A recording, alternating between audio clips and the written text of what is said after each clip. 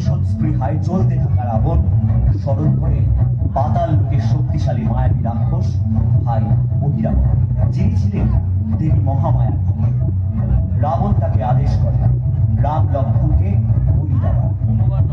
অহিরাবণ বিভীষণের রূপ ধরে রাম লক্ষ্মণকে অপহরণ করে পাতালে প্রবেশ করে। আর অপরদিকে হনুমান রাম লক্ষ্মণকে পাগলের মতো খুঁজতে থাকে। श्री गुरु चरण सरोज रज निज मन मुखर सुधारी बरनौ रघुबर विमल जसु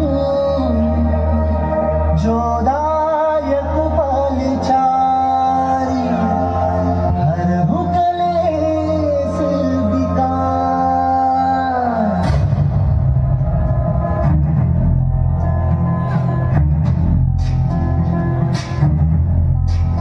প্রভু রাম, ভাই লক্ষ্মণ যেখানেই থাকুক খুঁজে আমি বার করবো।